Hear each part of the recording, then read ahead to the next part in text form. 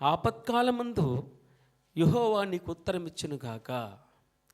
ఆపత్కాలమందు అంటే ఆపద సమయంలో, అది ఒక విపత్కరమైనటువంటి పరిస్థితి. మనుషులెవరూ ఆ పరిస్థితి నుండి చక్కబెట్టలేరు, బయటకు లాగలేరు. కనుక ఒక అతీతమైనటువంటి శక్తి అక్కడ ఉంటే కానీ మనకి ఆ సమస్య నుంచి గట్టెక్కలేం. కనుక ఆపత్కాలంలో యెహోవా నీకు ఉత్తరం ఇచ్చునుగాక. అందరూ పక్క మర్చిపోయారు, అందరూ విడిచిపెట్టేశారు. అయినా కూడా ఒక దగ్గర నుంచి ఎప్పుడు మనకు ఆన్సర్ వస్తుందట. ఆయన ఎవరు? పేరేం పేరు చెప్పారు ఆయనకి? యెహోవా అను నామం. యెహోవా ఆపత్కాలమందు యెహోవా నీకు ఉత్తరం ఇచ్చునుగాక. తర్వాత అన్నాడు, యాకోబు దేవుని నామము నిన్ను ఉద్ధరించునుగాక. ఆపత్కాలమందు యెహోవా నీకు ఉత్తరం ఇచ్చునుగాక, యాకోబు దేవుని నామము నిన్ను ఉద్ధరించునుగాక. చివరిగా యబ్బోకు రేవు దగ్గరకు వచ్చాడు యాకోబు. ఒక్కడైపోయాడు, ఒంటరిగా ఉన్నాడు. చాలా సంపాదించుకున్నాడండి. 2 భార్యలు ఉన్నారు, దాసులు ఉన్నారు, చాలామంది దాసులు ఉన్నారు, చాలా విస్తారమైనటువంటి ఆస్తి ఉంది. అయినా కూడా ఎందుకో ఒంటరితనం కనబడుతుంది. ఆ యబ్బోకు రేవు దగ్గరికి వచ్చి తన మొత్తం ఆస్తిని, సంపదనంతా ముందర రేవు దాటించేసి ఒక్కడే మిగిలిపోతాడు. ఒక్కడే మిగిలిపోయి ఆ రాత్రంతా కూడా ఒక మనుష్యునితో గోజాడినట్లు గోజాడుతూ ఉన్నాడు యాకోబు. ఏమంటూ ఉన్నాడంటే, నీవు నన్ను ఆశీర్వదించితే తప్ప నిన్ను వెళ్ళనివ్వను అన్నాడు. చివరికి అసలు దేవుణ్ణే ఆపేశాడు.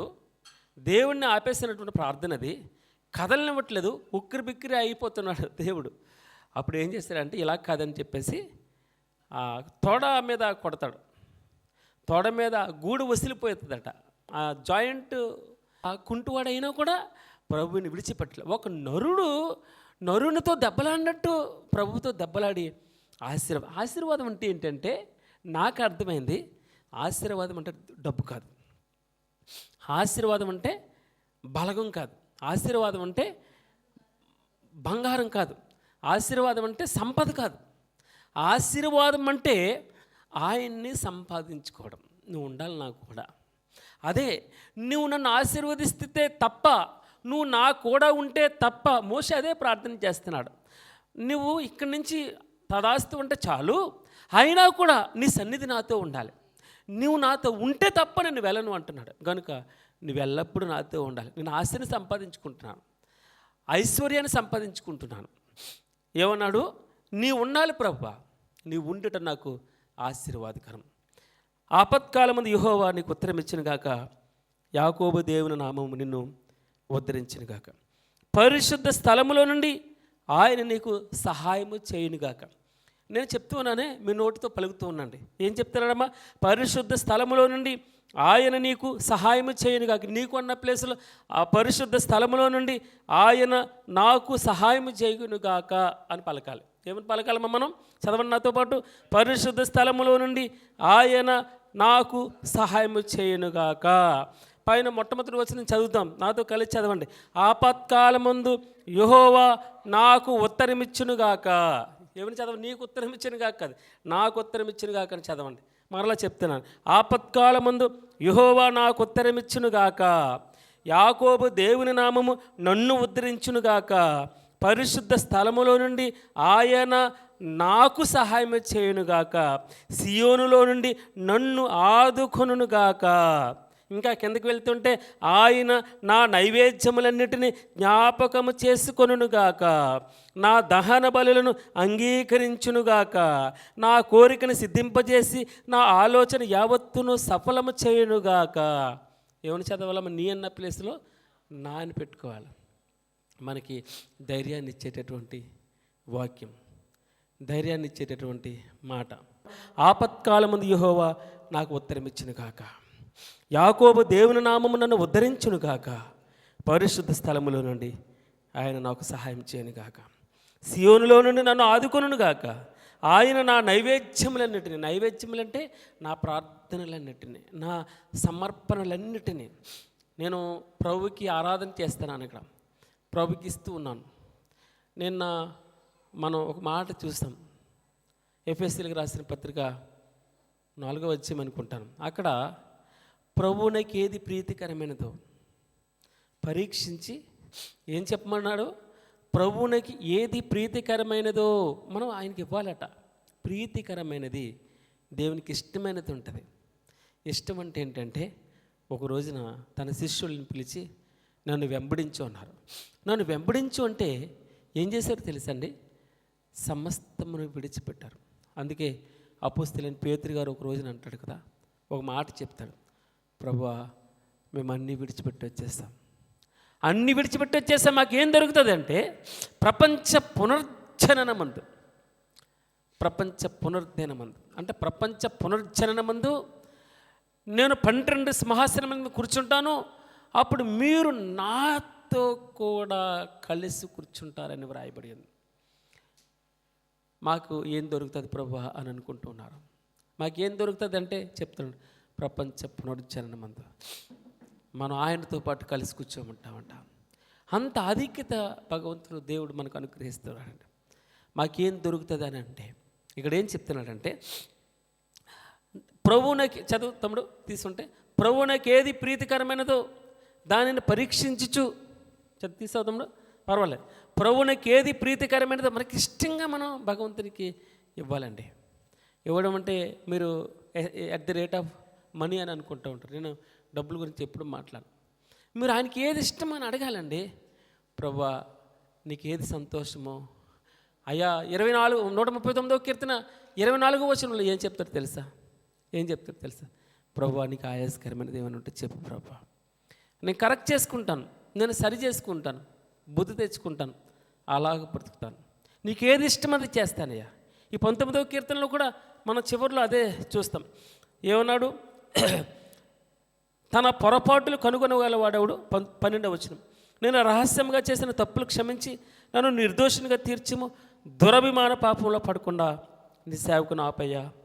వాటిని నన్ను ఏలనీయద్దు, అప్పుడు నేను యథార్థవంతుడిని, అధిక ద్రోహం చేయకుండా నిందారహితుడు నగుదును.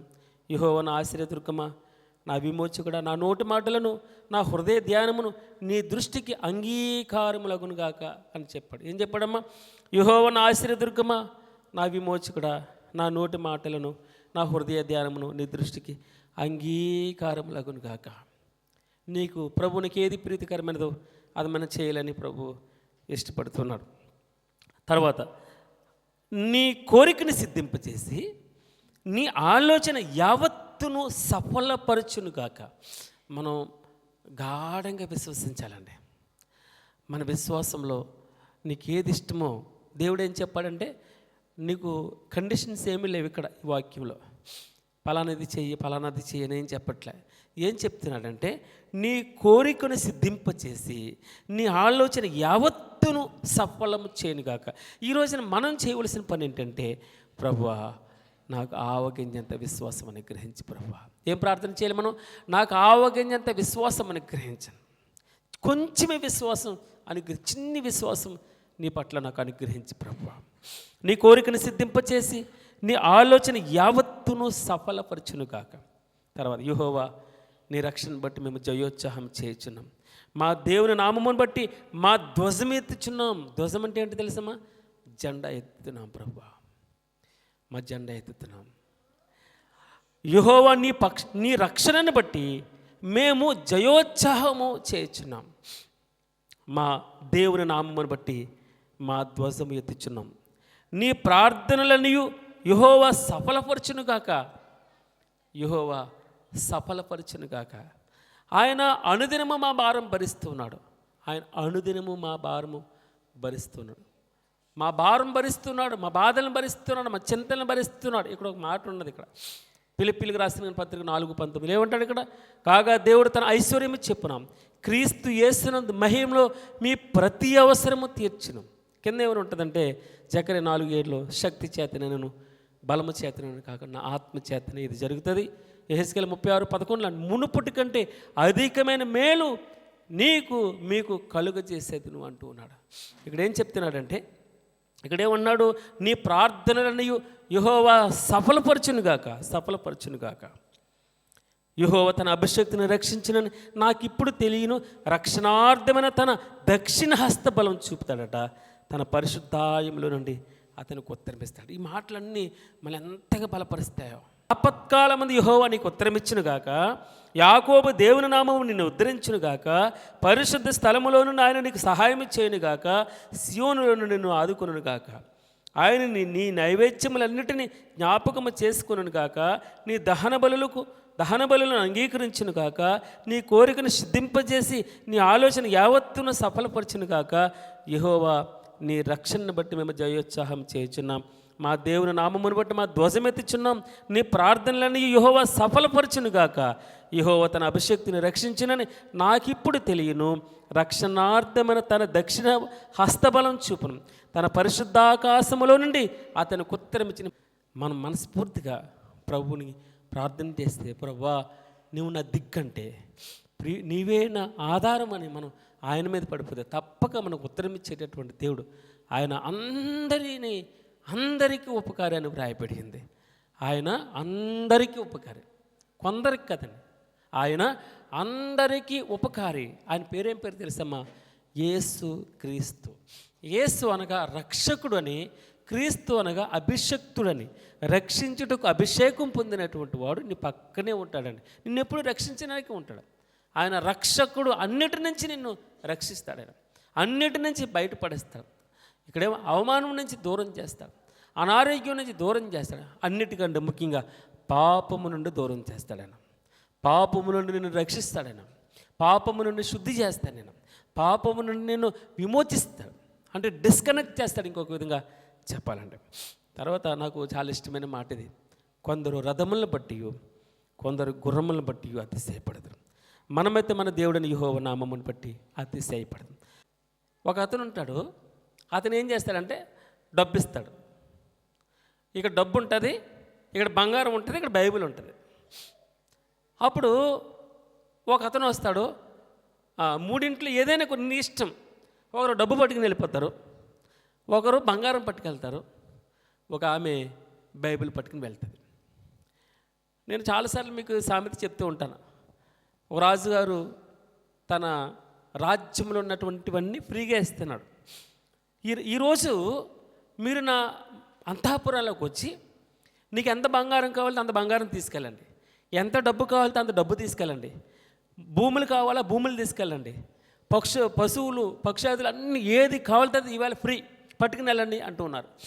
అది చాలామంది వచ్చారు అంతఃపురంలోకి వచ్చి, అందరూ కూడా కొంతమంది భూములు పట్టుకెళ్తున్నారు, పత్రాలు, కొంతమంది దాన్ని ఏమంటారు పశువులు, కొంతమంది డబ్బు బంగారం వజ్రాలు వైడూరాలు రకరకాలన్నీ ఎవరికి ఇష్టం వచ్చినట్టు ఎంత మోయగలిగితే అంత పట్టుకుని వెళ్ళిపోతున్నారు.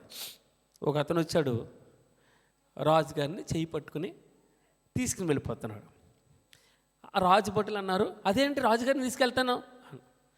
ఆయనే చెప్పారు కదా ఏది కావాలంటే ఈ అంతఃపురంలోంచి తీసుకుని వెళ్ళిపోమన్నారు, రాజుగారిని తీసుకెళ్తాను. కొంతమంది నవ్వుతూ ఉన్నారు, ఇదేంట్రా ఇక్కడ వజ్రాలు ఉన్నాయి వేడియారులు ఉన్నాయి, ఆయన ఏం చేసుకుంటావు, నువ్వు మనిషిని ఏం చేసుకుంటావు అని అనుకుంటూ ఉన్నారు. అయితే రాజుగారిని చేయి పట్టుకుని ఇంటికి తీసుకువెళ్తాడు. రాజుగారు ఆ పూరు గుడిసెలోకి వెళ్ళాడు. చాలా దూరం, బాగా మట్టి రోడ్లు, ఇరుకైనటువంటి రోడ్లు, ఇల్లంతా చిందరవందరికి ఉంది. రాజుగారు తనతో పాటు కూర్చున్నాడు. రాజుగారు వచ్చారంటే ఒక్కడే వస్తాడంటే రాజుగారు వస్తాడు, ఒక్కడే వస్తాడా? రాజుగారితో పాటు మొత్తం పరివారం అంతా కదిలొచ్చింది. సైనికులు వచ్చారు, మంత్రులు వచ్చారు. ఈ పూరు గుడిసెలు ఎలా కూర్చుంటారు వీళ్ళు? వెంటనే పెద్ద బిల్డింగ్ కట్టేశారు. అక్కడ పెద్ద అంతఃపురం, పూరు గుడిసె ఏమైంది ఇప్పుడు? అంతఃపురం అయిపోయింది. బాగా ఇరికైనటువంటి గల్లీ, అది మట్టి రోడ్లు, రాజమార్గం వచ్చిందండి, రాజమార్గం వచ్చింది. రాజు ఉండే రథం వచ్చింది, రాజుకు ఉన్నటువంటి బలగం వచ్చింది, రాజు భోజనం వచ్చింది, రాజు బల్ల వచ్చింది. ఈరోజున ఈ పూరు గుడిసెలో ఉన్నవాడు రాజరికం అనుభవిస్తున్నాడు. కోరుకుంటే రాజును కోరుకోవాలి. రాజు ఇచ్చేటటువంటి, రాజు ఇచ్చే బంగారం, రాజు ఇచ్చే ధనం, రాజుతో పాటు 62వ కీర్తన 11వ వచనం చదవన్నామా? ధనము హెచ్చినను దానిని లక్ష్య పెట్టుకుడి. ఏం చెప్తున్నాడమ్మా? ధనము హెచ్చినను లక్ష్య పెట్టుకుడి, బలము తనదని ఒక మారు దేవుడు సెలవిచ్చాను, 2 మారులు ఆ మాట నాకు వినబడేను. ధనం హెచ్చిన దాని మీద మీరు దృష్టి పెట్టడానికి వీల్లేదు. బలము తనదని ఒక మారు దేవుడు సెలవిస్తున్నాడు, 2 మారులు ఆ మాట నాకు వినపడను. ప్రభువా, కోరుకుంటే రాజునే కోరుకోవాలి. ప్రభు ఆయన ఉంటే ఆ రాజుతో పాటు అన్ని ఇంటికి వస్తాయండి. ఇప్పుడు రాజు ఇచ్చి వరాలు వద్దు మనకి. ఏం కోరుకోవాలి? కోరుకుంటే ఎవరిని కోరుకోవాలి? రాజునే కోరుకోవాలి. ఇక్కడ అదే చెప్తే 62, నా ప్రాణము దేవుని నమ్ముకుని మౌనముగా ఉన్నది, ఆయన వలన నాకు రక్షణ కలుగును. ఆయనే నా ఆశ్రయదుర్గం, ఆయనే నా రక్షణకర్త, ఎత్తైన కోట ఆయనే, నేను అంతగా కదిలింపబడను. 5వ వచనం చూడండి. నా ప్రాణమా దేవుని నమ్ముకుని మౌనముగా ఉండము, ఆయన వలననే నాకు నిరీక్షణ కలుగును, ఆయనే నా ఆశ్రయదుర్గం, నా రక్షణాధారం, నా ఎత్తైన కోట ఆయనే, నేను కదిలింపబడను. నా రక్షణకు, నా మహిమకు దేవుడే ఆధారం, నా బలమైన ఆశ్రయదుర్గం, నా ఆశ్రయం దేవుని యందే ఉన్నది. జనులారా, ఎల్లప్పుడూ ఆయన యందు నమ్మిక ఉంచుడి, ఆయన సన్నిధిని మీ హృదయములు కుమ్మరించుడి, దేవుడు మనకు ఆశ్రయము. ఎంత మంచి మాట అండి. ఇక్కడ ఏమన్నాడు? కొందరు రథములను బట్టి, కొందరు గుర్రములను బట్టి అతిశయపడుతున్నారు, మనమైతే మన దేవుడైన యెహోవా నామమును బట్టి అతిశయపడుతుంది. వారు కృంగి నేల మీద పడి ఉన్నారు, మనం లేచి చక్కగా నిలబడుచున్నాం. యెహోవా రక్షించుము, మేము మొర్రపెట్టినప్పుడు రాజు మాకు ఉత్తరం ఇచ్చునుగాక, రాజు మాకు ఉత్తరం ఇచ్చునుగాక. అన్ని పట్టుకెళ్ళినాడు, వాటితోనే సంతృప్తి పొందాడు. రాజుని తీసుకెళ్ళినటువంటి వాడు రాజరికం, రాజుతో పాటు రాజు కిరీటం దొరికింది, రాజు అంతఃపురం దొరికింది, రాజు నడిచేటటువంటి ఆ యొక్క రథం దొరికింది, సైనికులు ఉన్నారు, గాంభీర్యం ఉంది. నేను చాలాసార్లు ఒక చిన్న సామెత చెప్తూ ఉంటాను. మనం అచ్చం వేసేలాగా వేసే నేర్చుకోవాలి, ఏసులా ఉండాలి. ఒక రోజున ఒక చీమంట ఏనుగు మీద ఎక్కిందంట. దేని మీదమ్మా? ఏనుగు మీద ఎక్కిందంట. ఏది? చీమ. చెర్రీ ఏనన్నమాట. చీమ ఏం చేసింది? ఏనుగు మీద ఎక్కుతుంది అనమాట. ఏనుగు మీద ఎక్కితే ఈ ఏనుగు ఏం చేస్తుందంటే ఒక వంతెన దాటుతూ ఉంది. ఆ వంతెన ఏ వంతెన? చెక్క వంతెన. చెక్క వంతెన దాటుతూ ఉంటే ఇప్పుడు ఏనుగు ఏం చేస్తుందంటే ఆ చెక్క వంతెన మీద కాలేసింది. కాలేస్తే ఏమవుతుంది? కిర్రమన్నది. అంతే కదమ్మా. చెక్క వంతెన ఎలా ఉంటుంది? కిర్రమన్నది. కిర్రమంటే మళ్ళీ ఇంకో కాలేసింది, కిర్రమంటుంది. పైన చీమ ఉంది. ఏ చీమ? చీమ. ఏనుగు మీద ఏముంది? చీమ ఉంది. చీమ ఉంటే చీమ ఏం ఫీల్ అవుతుందంటే, బాబోయ్ నేను అడిగేస్తే కిర్రమంటుంది. అంటే తను ఎలా ఫీల్ అవుతుందంటే, ఏనుగు మీద ఉండి నేను అడిగేస్తే ఆ వంతెన శబ్దం, అంత బలమైనటువంటి శబ్దం, కిర్రం కిర్రమన్న శబ్దం వస్తుంది అని ఎంత హోందాగా ఆ రోజున యేసు ప్రభు వారిని మోసుకుంటూ వెళ్తుందో గాడిద. ఆ గాడిదకి బట్టలు, అమ్మ ఏంటమ్మా, బట్టలు పరిచారు, ఖర్జూరపు మట్టలు పరిచారు. అడుగు కింద పెట్టనివ్వట్లేదండి. ఎవరిని? గాడిదని. గాడిద అడుగు కింద పెట్టనివ్వట్లేదు. వెళ్తూ ఉంది. అందరూ సంభ్రమాశ్చర్యాలతో ఏమని? హోసన్నా జయం జయమని పలుకుతున్నారు. అంతే కదండి. హోసన్న కీర్తనలు మీకు ఎవరికైనా వస్తే పాడొచ్చు. హోసన్న కీర్తనలు పాడుతూ ఉన్నారు. ఉబ్బు తబ్బిబ్బైపోతుందండి ఈ గాడిద. అయితే మీరు ఆలోచించండి, ప్రభువారు దాని మీద ఉన్నంత వరకే దానికి ఆ యొక్క ఖ్యాతి. ఎప్పుడైతే ప్రభు దిగిపోయాడో ఆ మరుసటి రోజు దానికి ఖర్జూరపు మట్టలు లేవు, బట్టలు లేవు, జయ జయ ధ్వానాలు లేవు, ఏమీ లేవు. ప్రభు మన మీద ఉన్నంతసేపే. హల్లెలూయా. ప్రభు మనతో ఉన్నంతసేపే. కొందరు రథములను బట్టి, వినండమ్మా, కొందరు రథములను బట్టి గుర్రములను బట్టి అతిశయపడుదురు. మనమైతే హల్లెలూయా హల్లెలూయా, మనమైతే మన దేవుడైన యెహోవా నామమును బట్టి అతిశయపడుతుము.